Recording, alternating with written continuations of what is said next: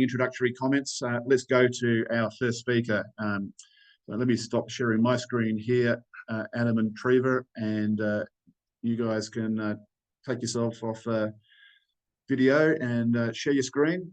So look, delighted as always to welcome Treva Klingbiel to our conference. Treva's been the opening speaker for all of our conferences, and she is the principal and founder of TradeTech, which is one of the world's leading sort of independent consultants to the world nuclear industry. Treva is an absolute expert in nuclear fuel supply chain analysis. TradeTech provide all sorts of consulting services to buyers and sellers of uranium and uranium products. And if you haven't subscribed to the TradeTech newsletters, I encourage you to do so, and you can find them on the TradeTech website. But Treva, look, over to you. Look, it's been a really interesting year. I presume you were in London recently and have come back all fired up as well. Everybody's bullish, so over to you. Thank you, Andrew. It's really a pleasure to be back here with you. And you're right.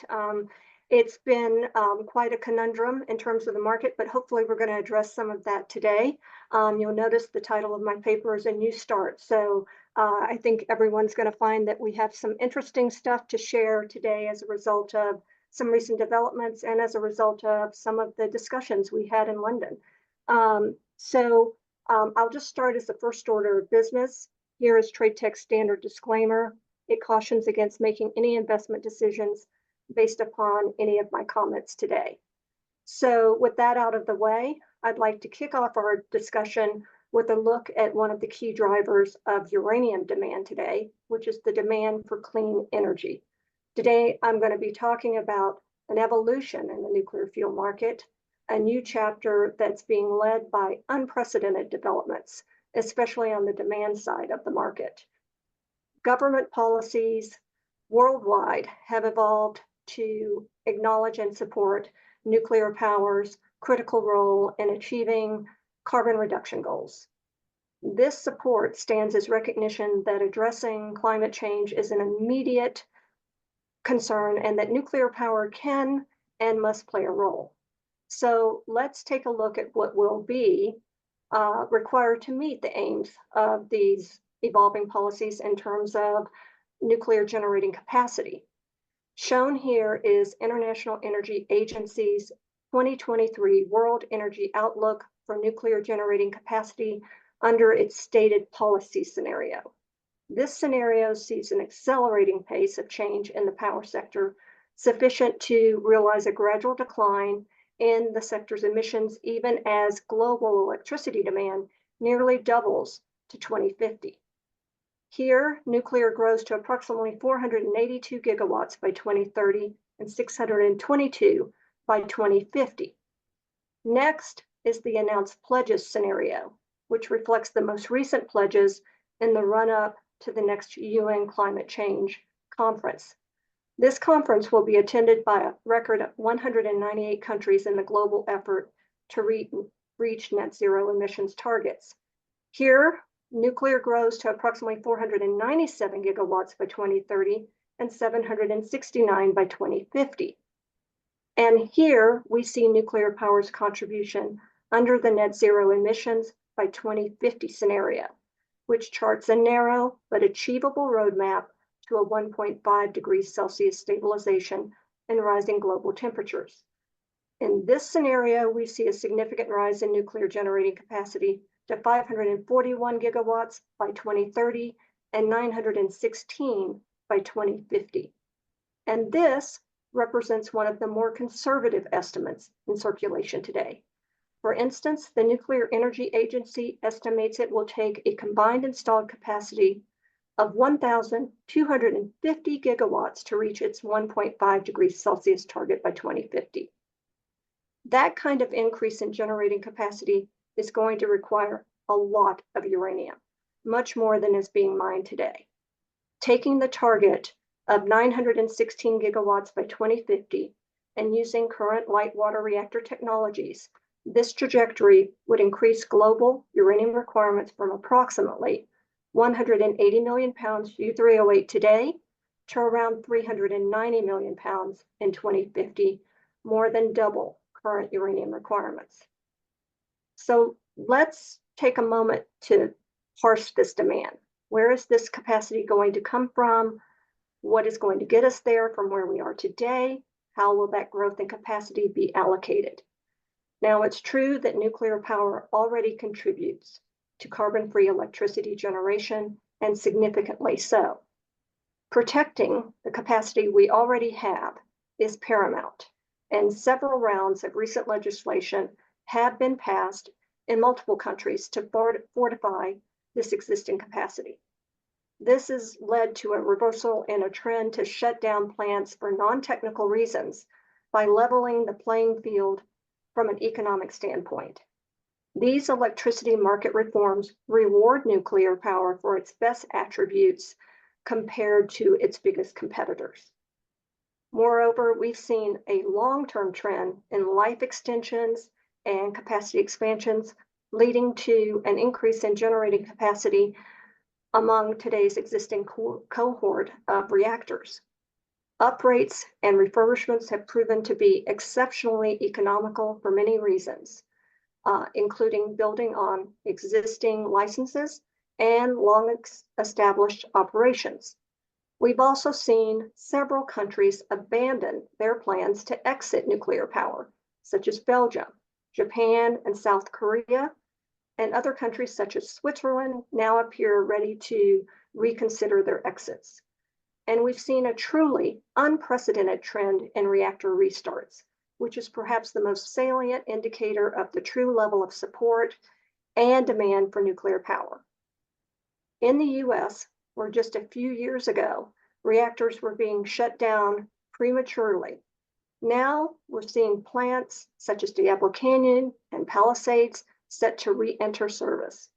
And last week, US energy company Constellation signed a 20-year power purchase agreement with Microsoft that will see the 3 Mile Island Unit 1 restarted 5 years after it was shut down.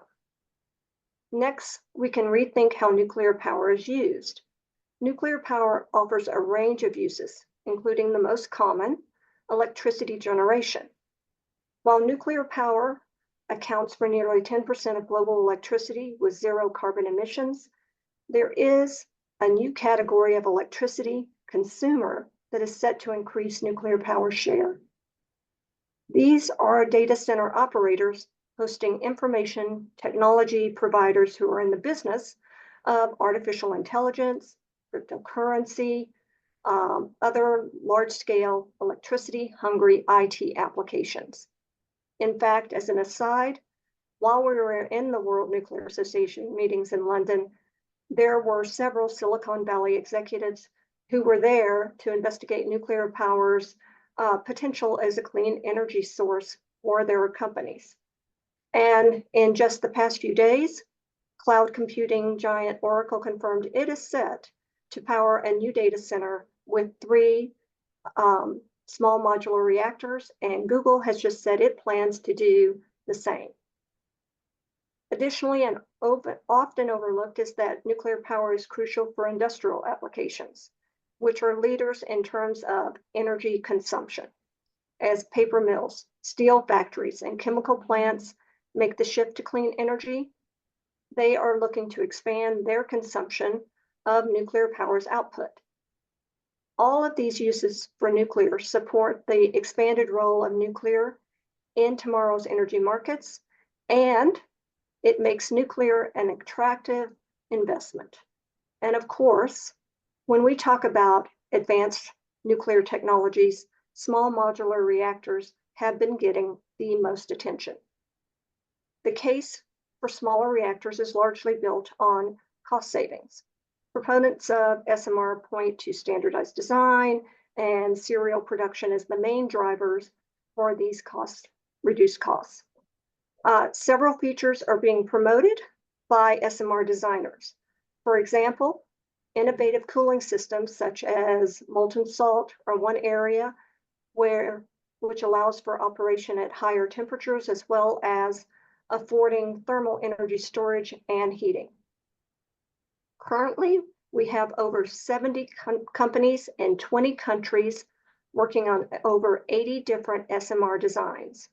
Around 20 of those companies have cooperative development agreements with utilities, and there are approximately 10 SMRs already under construction. And these are just a few of the more advanced SMR projects in the world today. In China, CNNC began construction in July 21 of the country's first demonstration SMR. China also has plans to build a demonstration floating nuclear power plant based on a variant of this design. In late 2020, the Canadian government released its SMR action plan, which calls for development, demonstration, and deployment of SMRs for multiple applications. Canada's first grid-scale SMR project is expected to be in place at the Darlington Station in Ontario by 2028, followed by up to 4 similar units in Saskatchewan, with a first in service in 2032. An advanced SMR design is also slated for development in New Brunswick, which is expected to result in demonstration units by 2030. In the US, several funding opportunities have emerged in light of recent policies that formalized the US government's support of nuclear power.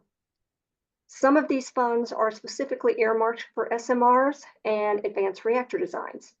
In August 2020, NuScale became the first and only SMR to receive design approval from the US Nuclear Regulatory Commission. In Wyoming, TerraPower has begun site preparations for its 345 megawatt sodium-cooled fast reactor.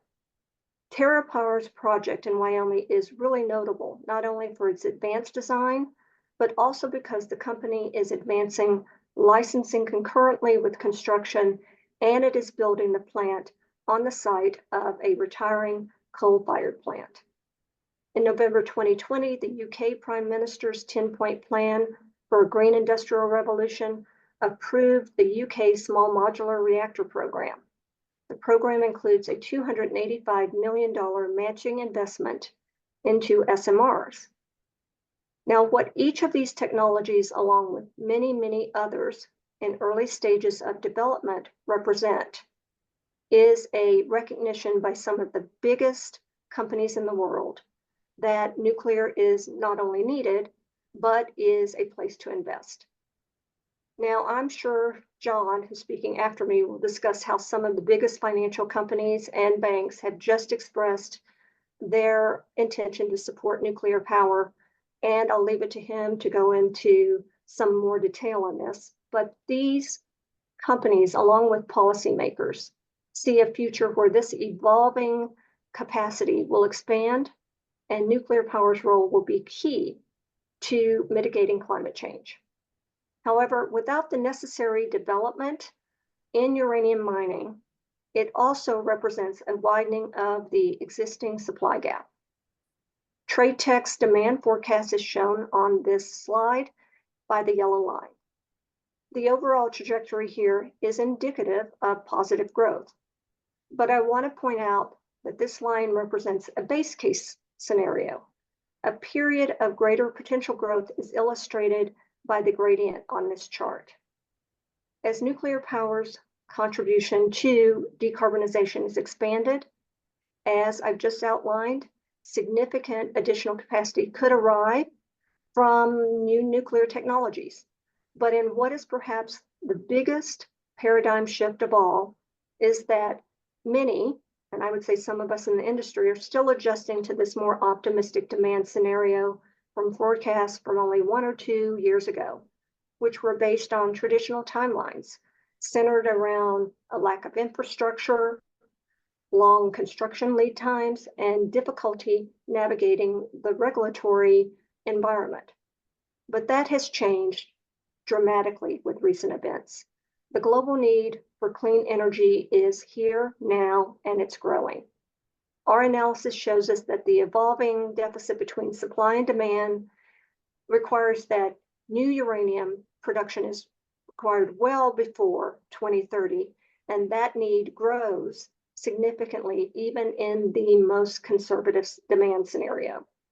And much of the emerging supply will come from some of the uranium producers that we'll be hearing from later today, as they provide updates on their respective projects, as we listen to their presentations, the progress they are making.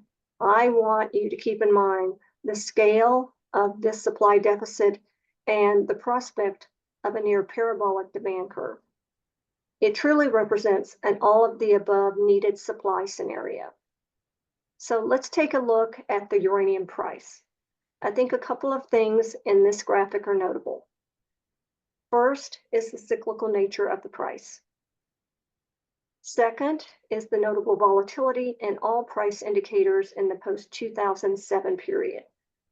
This is largely attributable to the arrival of financial interests in our market, which provided liquidity and helped to remove excess inventory from the market when demand was optimistic, but that demand was expected to materialize much further out in the future timeline. And looking at the most recent period, a primary driver behind the latest increase in price is the perceptions of a primary supply shortage, threats to delivery, inflation in predicted production costs, and general uncertainty around the availability of future supply. These fundamental concerns have been amplified by geopolitical and logistical risks. Lately, we've seen reduced volatility and a slight downturn in spot prices from record highs. One of the things that has caused the market to stall is that we've had all of this positive promise of growth, but financing has been stuck because of the high cost of money. And we see that logjam finally starting to break. So with interest rates falling and with expectations that they'll continue to drop, we see that as a sign that it will be easier to finance new nuclear projects, and it should be easier for suppliers to finance investments. And we've seen the market shift from backwardation to contango as the more volatile and sentiment-driven spot price has given way to a steadily rising and more fundamentally driven long-term price. And this is important because it highlights the fact that in the latest period, the spot price has been dominated by traders and physical funds, while the long-term market continues to be the domain of the utilities. And they are buying. Transaction volumes in the term market have reached record highs in the last few years, and that level of contracting is putting a great deal of stress on the current and established supply base. Put plainly, we need more uranium if we are to meet the needs and forecasted expectations of end user demand. So really, what we're on here is an unprecedented period of growth driven by a renewed call for nuclear power, which is well positioned to respond to one of the most pressing issues of our time, climate change. There is no foregone conclusion that one technology or set of solutions will prevail to get us to the 2050 target, and it is very likely we're looking at an all of the above scenario from a technology perspective. And while the path forward promises to be evolutionary, the public and governmental support for established reactor fleet is at historical levels. And the critical point here is there's room and likely some share of funding for everyone. We're going to need HALEU, SMRs, expansions and extensions to existing capacity, restarted reactors, more Big Gen 4 reactors, and reactors capable of clean energy production products like hydrogen. And the same is true on the supply side. In order to power the existing fleet, not to mention all of the expected additional capacity, we're going to need a lot of new uranium production come online. Some of that will come from the incumbent producers, and some will come from projects that have been in care and maintenance and are ready to now re-enter the market. And even more still will have to come from new mines in several different jurisdictions. In fact, it's not only an all of the above approach to the development of new nuclear technologies, but to supply as well that will be required in the future. The future nuclear generation mix is destined to be more diverse than it is today if we are going to get close to the capacity needed to meet net zero, and we are going to need an all of the above approach on the supply side if we're going to meet the challenges ahead. Andrew, that concludes my comments. I'll turn it back over to you. Thank you, Treva. That's brilliant overview, setting the scene very nicely. Demand absolutely coming back and the supply constraints. So, but the question I get asked all the time, Treva, which I'm interested in your comments on, is this year has been a relatively quiet year for contracting compared to 2023. If given the scenario you've just painted there, why aren't we seeing almost panic stations from the utilities realizing that they're just not going to have the uranium they need in 28, 29 to replace their consumption? So why has it gone quiet this year, and what do you think will be the catalyst to see the utilities come back to the market in a bigger way? Well, I'm going to say something that might be sort of treading on some of the other speakers' big announcements, but I would say that there has been a lot of activity. It's just that indeed the utilities decided to do it quietly this year. They found that it was maybe in their best interest to do so off market, quietly. They are signing contracts. We do see those contracts being signed at higher prices, which is why the long-term price has been moving up. It is remained steady in spite of the fact that the spot price has maybe suffered a little bit of a downturn.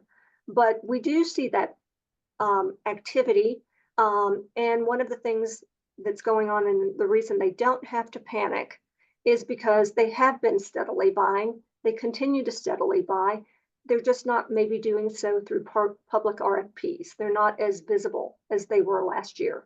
And I think that's by design, in order not necessarily to put as much upward pressure on the price, because it's not to their advantage. Yeah, great. That's similar to what I'm hearing as well. And can you give us any insights on the nature of the contracting that's taking place this year? Is it still the traditional fixed price contracts? We're moving more to market based. Any commentary that you've picked up around where the structure of the contracts are in terms of ceilings and floors, and how they're being negotiated? Yeah. So one of the things I can share is that the period of where we saw mostly fixed price contracts, that is long gone. This has been a period where almost every contract has had some element of market related pricing combined with some fixed pricing components. They vary, but for lack of a better reference number, I'll tell you it's about 50-50, with fixed pricing base escalated and 50% some market related component. Those generally will have a floor and a ceiling. You'll probably hear from some of the speakers that they maybe have had some success with getting much higher ceilings, much more bigger proportions that are related to market related pricing. And we're certainly moving in that direction, because it is a seller's market. It's not a buyer's market. And sellers want to try to maintain some of that upside potential if they can. And they have been successful in doing so. Yeah, okay, that's great. Treva, thank you so much. That's been a brilliant overview. Thank you for setting the scene for us so nicely for the rest of the speakers, and we'll speak again soon. And again, I encourage everybody who doesn't subscribe to the TradeTech publications, go onto their website and have a look and see what you can find.